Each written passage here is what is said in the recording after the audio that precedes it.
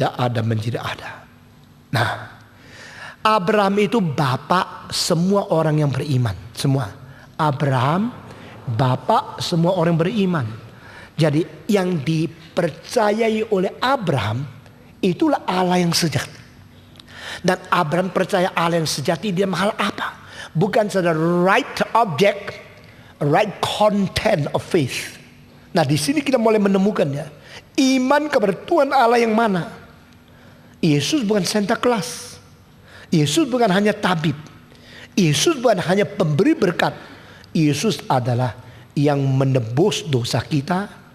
Maka kabar Injil tentang Yesus tidak kabarkan tentang kematian, kebangkitan dia dan darah dia menghapus dosa manusia. Belum mengabar Injil. Mengenal Yesus yang tidak mati dan tidak bangkit.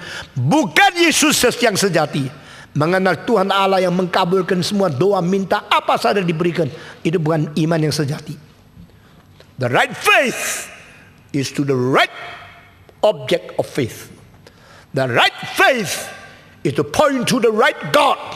And the right God is the God we understand through His right revelation.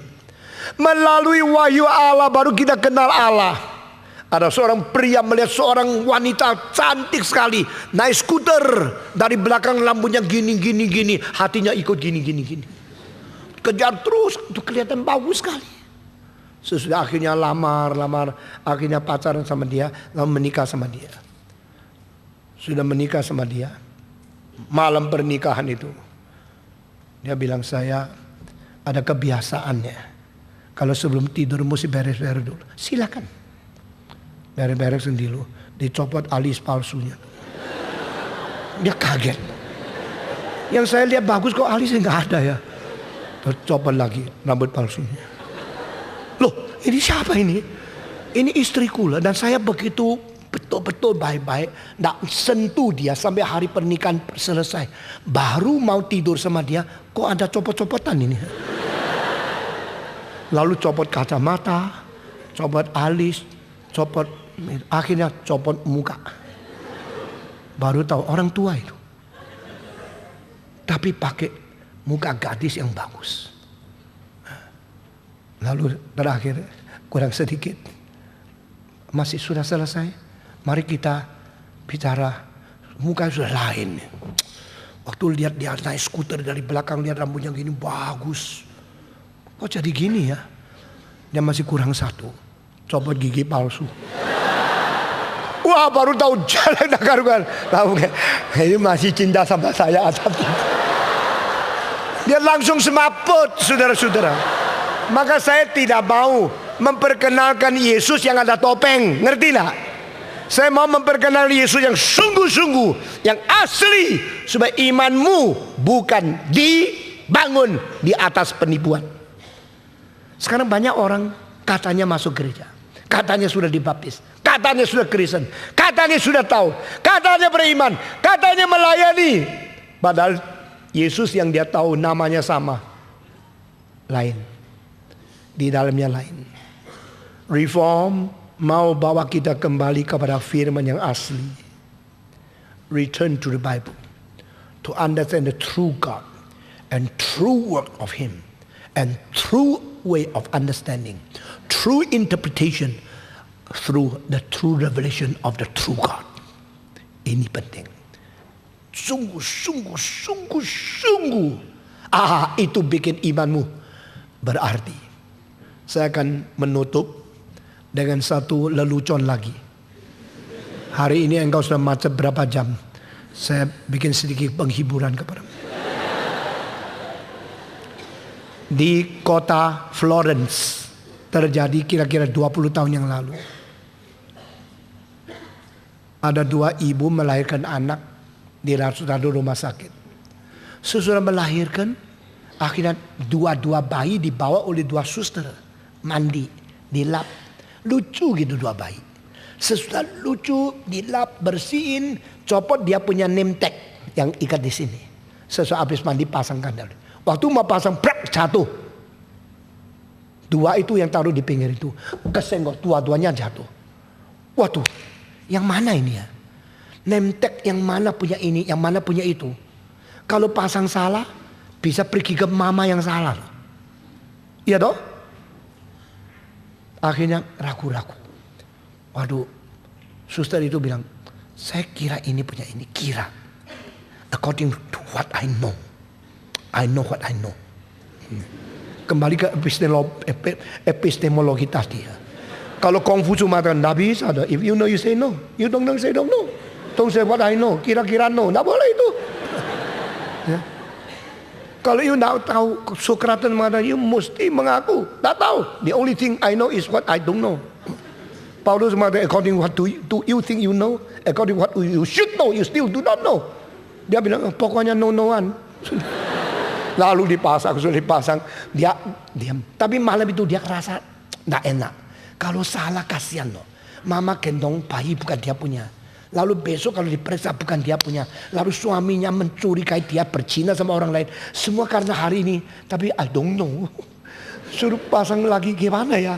Nah kalau sudah salah pasang lagi itu puji Tuhan. Tapi kalau sudah betul pasang lagi lebih salah bagaimana? Udah kasihkan dia aja. Bocap. Hari kedua memang waktunya bawa pulang. Mama bawa pulang satu anak. Mama bawa satu pulang anak.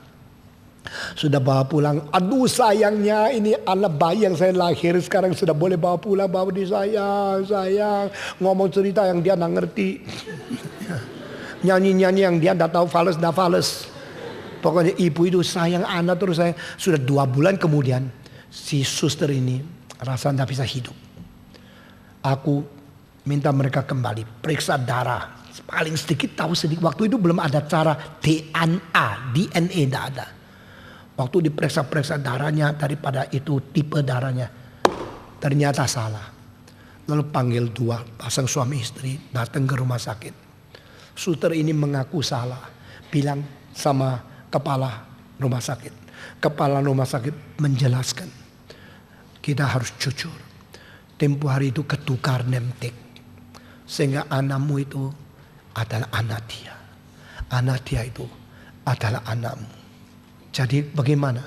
You mesti kembalikan bayi kepada dia dan ambil dulu anakmu yang asli. Nggak mau. Sudah sayang. Tatap muka. Sudah 2 bulan. Nggak lihat dia saya tidak bisa hidup. Yang satu. Mestinya ngamuk kan. Kok enak lu tatap muka tak bisa hidup. Gua mati loh. Itu anak gua kok. Bagaimana? Ibu itu mengatakan, saya juga. Saya tidak mau tukar. Karena ini sudah sayang, sudah 2 bulan. Anggaplah itu tidak ada. Sudah ini anakku. Akhirnya rumah sakit tidak bisa apa-apa. Dua-dua tidak mau ganti. Suruh pulang. Jadi itu anak dipelihara oleh ibu yang bukan ibu. Bapak yang bukan bapak. Dan bukan saja terjadi di Florence. Juga terjadi di Tangerang. Di rumah sakit Husada. Sehingga papamu mungkin juga bukan papamu. Loh kok ketawa gimana toh? Coba lihat mukanya kan lain sekali ayo. Mungkin engkau papanya musuhmu.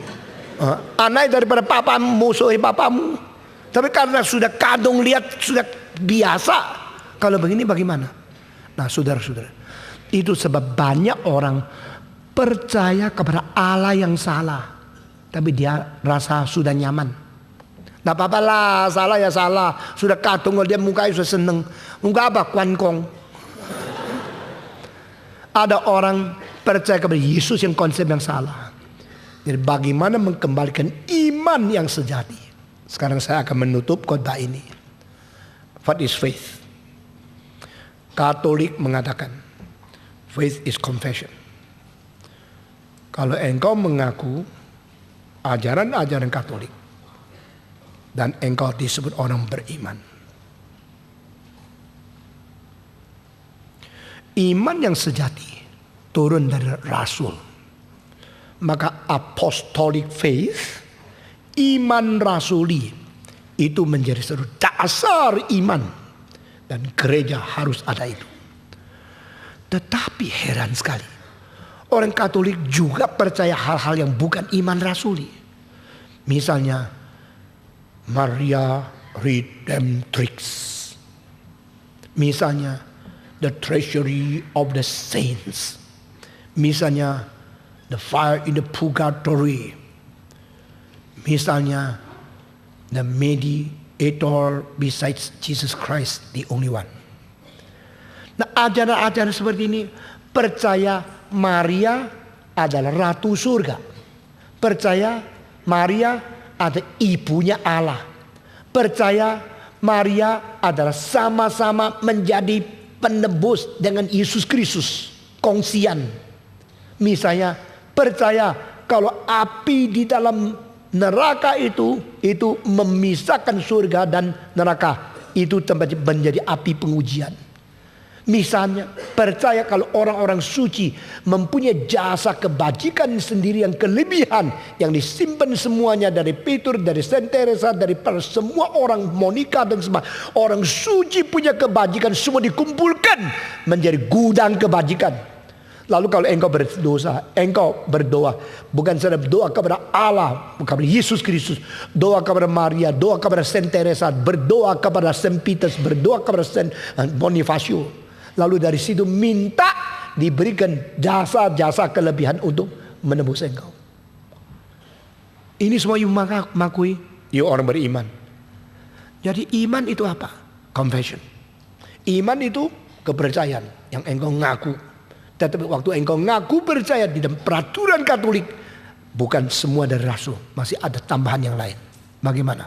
Taat kepada gereja. Karena di luar gereja tidak ada iman, tidak ada keselamatan.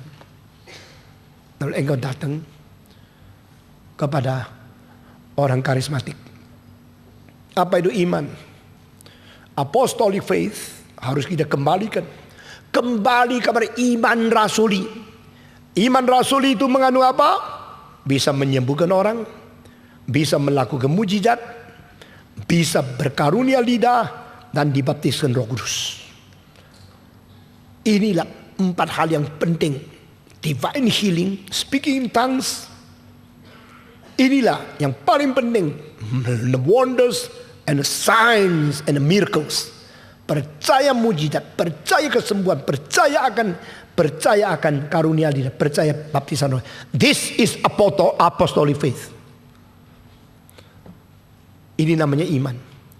Engkau datang kepada liberal.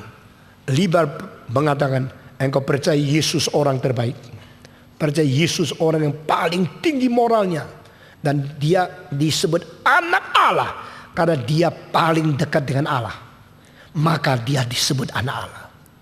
Dia anak Allah karena moralitasnya menyatakan cinta yang paling tinggi. Maka dia anak Allah. Tetapi dia dilahirkan oleh anak Maria. Oh, itu tidak usah percaya. Dia mati mengganti dosa kita. Oh, itu tidak usah percaya. Dia punya darah mencuci dosa. Oh, itu tidak usah percaya. Dia mati dan bangkit. Itu tidak usah percaya. Percaya kalau dia membawa cinta ke dunia. Cukup. Percaya kalau dia mempunyai hidup yang lebih suci. Cukup. Percaya kalau dia datang membuat saudara, persaudaraan antara bangsa dan bangsa. Seluruh dia menjadi greatest brotherhood. Itu cukup. Tidak usah percaya dia mati bangkit. Itu nama liberal. Nah, iman kepada Yesus Kristus, yaitu mengagumi moralitas. Demolish and take away all the lordship of Jesus Christ and remain the morality of Jesus Christ as the essence of Christianity. Itu iman liberal. Nah, engkau lihat liberal, imannya sudah hilang semua. Katolik, imannya ditambah banyak embel-embel yang tidak perlu. Pantekosta, karismatik, mengalihkan kepada hal-hal yang mujizat kesembuhan sebagai iman. Lalu bagaimana dengan reform? Reform mengatakan kembali kepada seluruh comprehensive understanding iman daripada apostolic faith yang mengatakan aku percaya kepada Allah Bapa yang Maha Kuasa, Khalik langit dan bumi, kepada Yesus Kristus anak tunggal yang dinaungi melalui Roh Kudus, kepada Maria yang adalah anak darah melahirkan dia, virgin birth, yang dimatikan, menderita sengsara di bawah pemerintahan Pontius Pilatus, diadili, dipaku di atas salib, lalu dia mati, dikuburkan. Hari ketiga bangkit daripada orang mati. Aku percaya bahwa dia naik ke surga, duduk di sebelah kanan Allah Bapa, dan dia akan datang menghakimi orang hidup dan yang mati. Aku percaya Roh Kudus yang diturunkan, dan Roh Kudus mengajar gereja mengerti semua kebenaran dari Alkitab. Aku percaya gereja yang kudus dan am.